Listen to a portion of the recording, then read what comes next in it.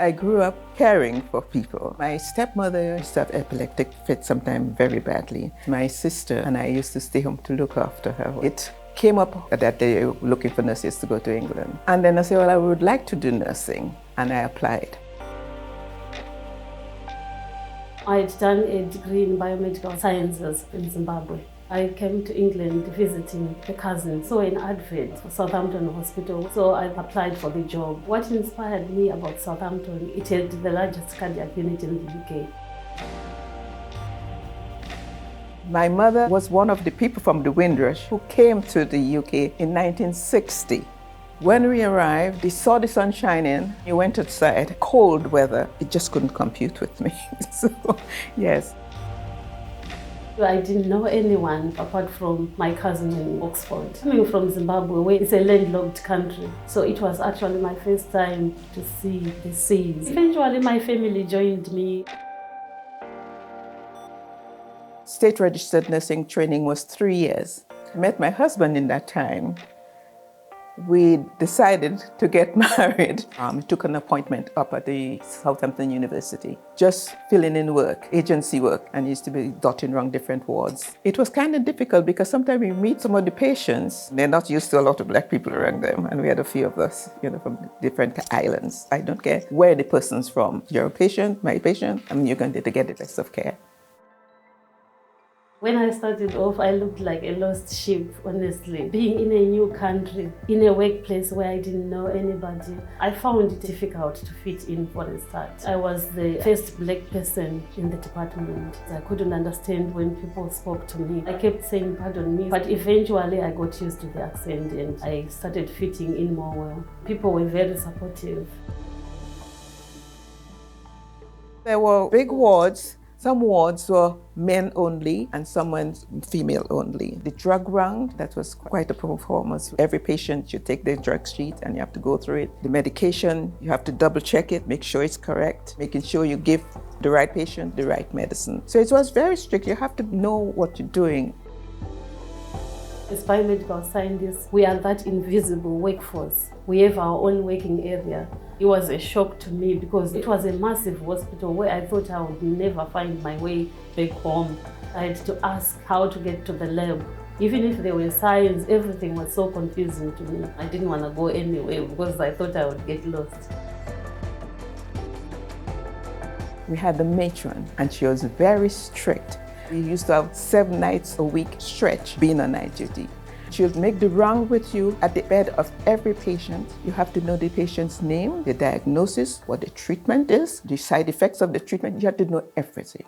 I really appreciated getting that experience from that matron. You get the handover from the previous nurses of the previous nights or the previous day. You start your work straight away. You get them the tea, you organize them, getting ready, washed and clothes and change and so on. So you have to clean the ward, sweep and everything. The regime of that matron and what she knows how it should be and examined every time she goes on the ward, that makes a big, big difference. That wasn't in the training.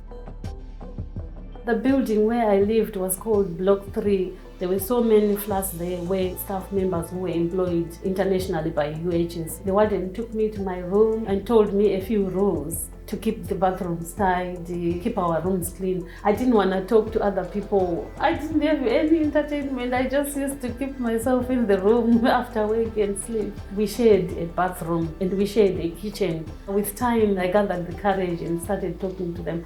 I think most of the people that I met were very friendly. Of course, it has changed. The accommodation buildings have been demolished because the hospital is expanding. Job that I eventually got as the hemoglobinopathy counselor, the sickle cell counselor, I had to have a lot of input and dealings with the doctors, the consultants. Some of the consultants in those days were very strict people. Fortunately for me, those consultants who didn't know much about managing sickle cell themselves, some of them had me come to talk to their junior staff about the sickle cell. If you have an urgent thing to deal with, I was able to go to the office, knock them and explain what I need from them, and they would always do it. I had a very, very good rapport with them. The samples get delivered on sample reception. They get sorted, then they are sent to the lab staff who then process them. When we get patient results, if we get an abnormal result, say we get a very high blood sugar result, we have to phone the doctors on the wards. We used to do about 1,500 samples per day. Now, on average, we analyze 4,000 samples. We also phone results to the out-of-hours departments. Even if it's night time at 1 a.m., you have to deliver it because we value patients first as one of the values at UHS.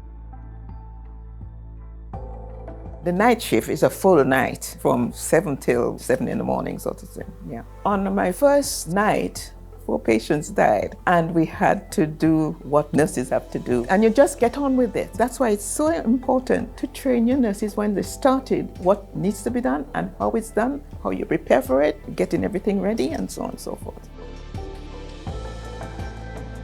It was a navy blue dress with sleeves and belt. And then we had a white apron tied at the back. And we had our nursing cap. We had the belt. Nurse's belt had a silver buckle. We had a fob watch. We had a little badge with our names on it. I remember some people having a cape.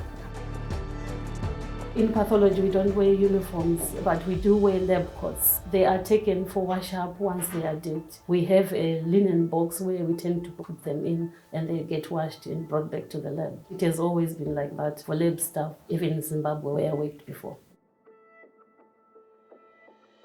It was meat with the sauces, potatoes, rice, or vegetables, maybe overcooked sometimes.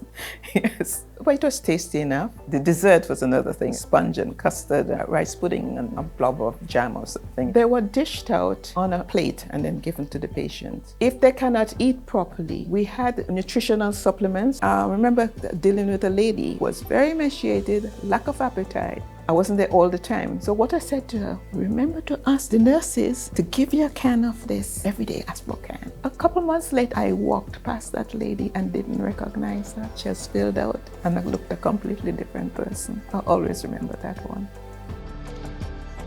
I used to hear people complaining. It was too routine, the same foods being served all the time. In the last few years, there's been an improvement. I wished I could even stay longer in the hospital because they do serve desserts, everything like main meal and all that. And I quite enjoyed the food.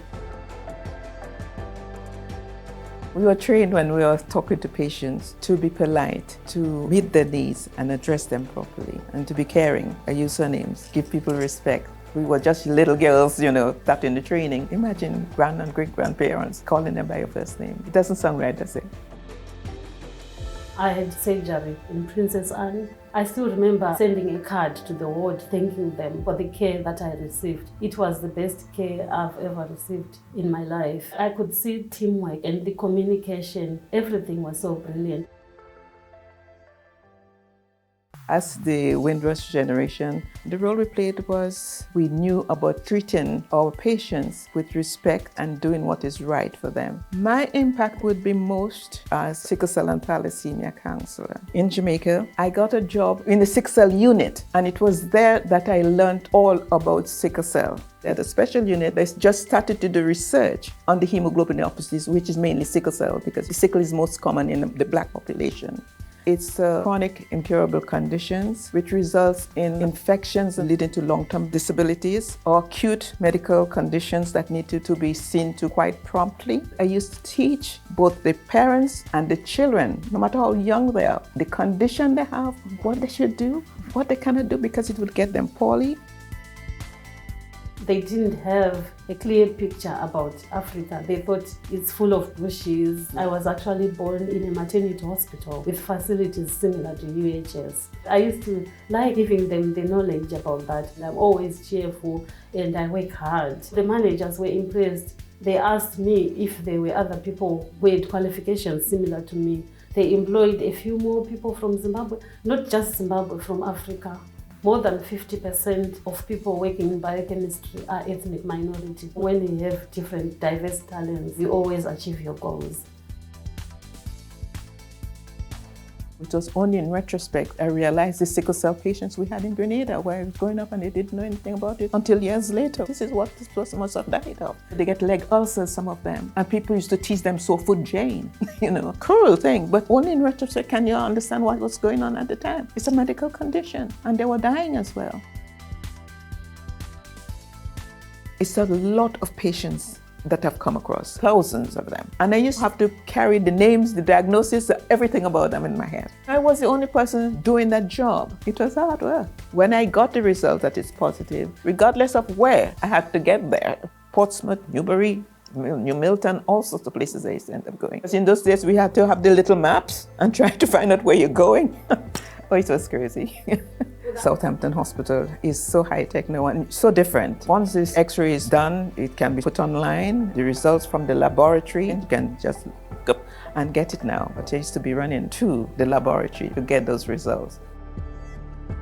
When I came, we already had MRI scans. In pathology, we used to load samples manually for analysis. But now where we analyze 4,000 samples per day, we have a robotic system. It uncaps them, it spins them, puts them on the different machines, files the samples away. People can now work from home, have meetings through Teams and Zoom. That saves time instead of patients having to physically visit the hospital. Southampton Hospital in particular was doing a lot of research during COVID.